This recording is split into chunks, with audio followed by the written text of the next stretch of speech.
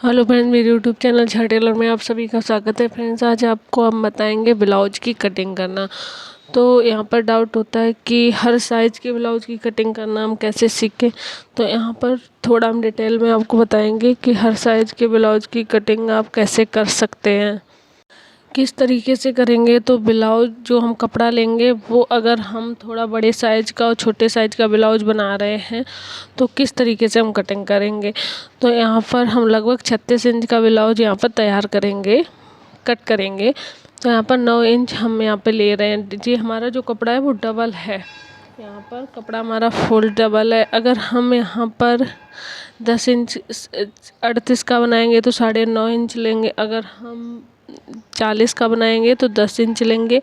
इसी तरीके से हम अगर यहाँ पर कपड़ा ब्लाउज छोटा बना रहे हैं तो हम यहाँ पर कम लेंगे, 4 इंच लगभग। अगर हमारा सिंगल कपड़ा है तो हम यहाँ पर 4 इंच 2-2 इंच करके यहाँ पर मार्जिन देंगे। तो यहाँ पे हमने 9 इंच का एक निशान लगा लिया। अब हम करेंगे वहीं से इसको कर लेंगे फोल्ड।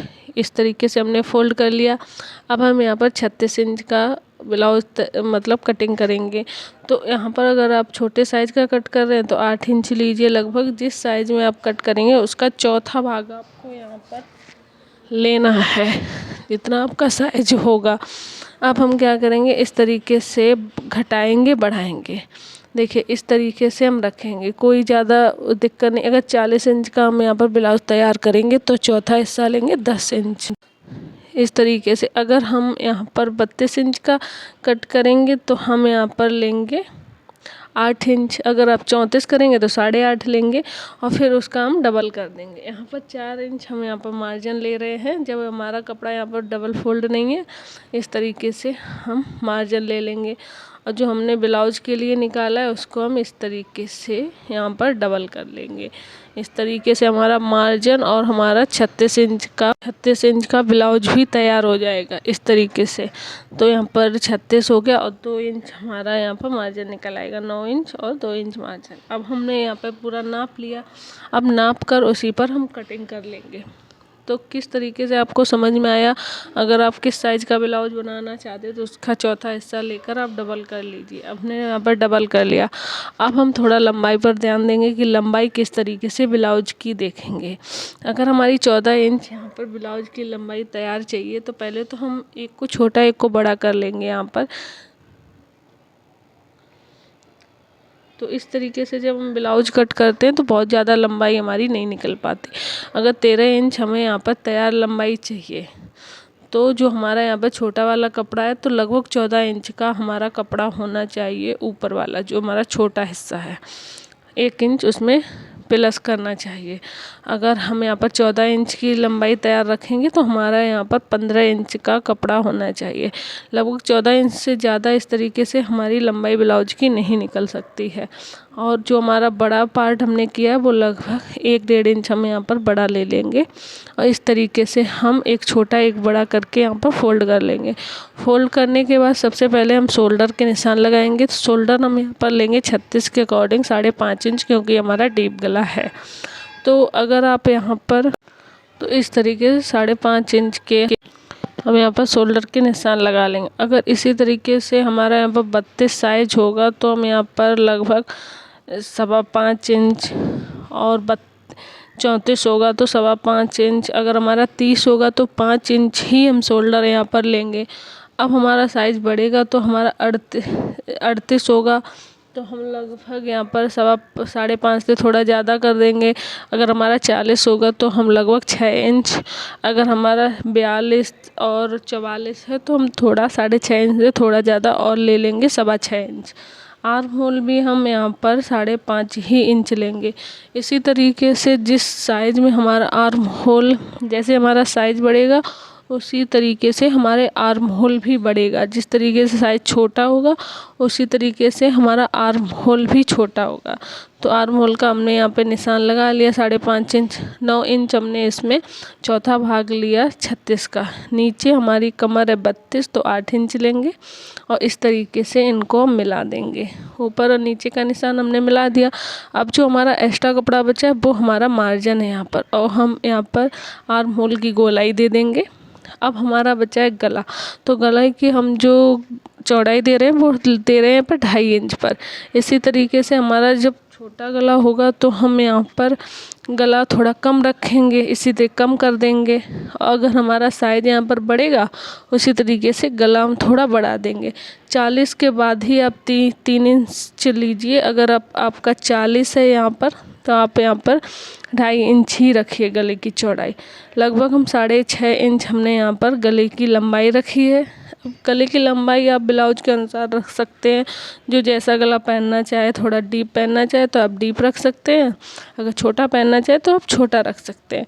जो हमने यहाँ पर निशान लगाया है उसी पर हम कटिंग कर लेंगे, उसी पर हम यहाँ पर कटिंग करेंगे। तो इसी तरीके से हमारे जो सिंपल सादा ब्लाउज होते हैं वो इसी तरीके से हमारे कट किए जाते हैं। यही हम मेथड चलाते हैं ज़्यादातर, हमारा सभी साइज़ों में इसी तरीके से हम कट कर लेते हैं।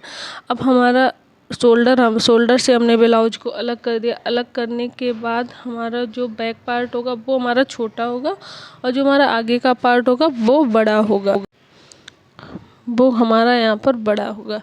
तो यहाँ पर हम देखेंगे जो हमारा छोटा वाला पार्ट है, जो हमारा बैक पार्ट है, वो हम यहाँ पर गला हमारा है लगभग 10 इंच। तो ऊपर शोल्डर से हम गले को नापेंगे, 10 इंच पर एक निशान लगाएंगे और नीचे से लगभग 3.5 इंच लेंगे और यहाँ पर एक बॉक्स बनाएंगे। यहाँ पर एक हम बॉक्स बना लेंगे और यहाँ पर गोल गला बिल्कुल पास से बिल्कुल गोल गला यहाँ पर दे देंगे। अब हम टक्स का निशान लगाएंगे। तो ऊपर से शोल्डर से हम इंची टेप रखेंगे 20 से और यहाँ पर लगभग 12 इंच से हम यहाँ पर 11 इंच से एक टक्स डालेंगे। ये हमारी डलेगी बैक पार्ट में। जो हमने यहाँ पर निशान लगाया है गले का उस पर कर लेंगे हम कटिंग। तो हमारा बैक पार्ट का इस तरीके से गला हम जो बढ़ा देंगे, इस तरीके से देखिए हमारा गला बढ़ जाएगा, गोल गला बहुत ही अच्छा हमारा गोल गला आएगा।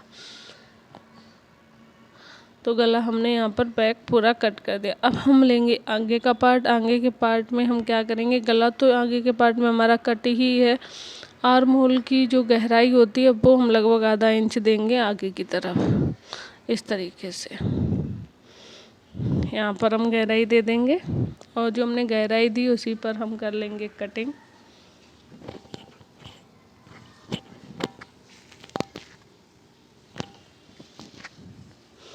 कटिंग कर ले। अब हम टक्स कैसे डालेंगे, टक्स को इंची टेप को रखेंगे ऊपर, यहाँ पर 4 टक्स डालेंगे हम सिंपल। तो यहाँ पर हमने लगभग 12 इंच पर एक टक्स का निशान लगाया और यहाँ पर एक टक्स डाली। ये हमारे नीचे की टक्स डलेगी लगभग 1-1.5 इंच की। यहाँ पर अगर हमारा छोटा साइज़ है तो 1.5 इंच का गैप हम डॉट में देंगे। अगर आपका यहाँ पर बड़े साइज़ का ब्लाउज है तो 2-2 इंच दीजिए।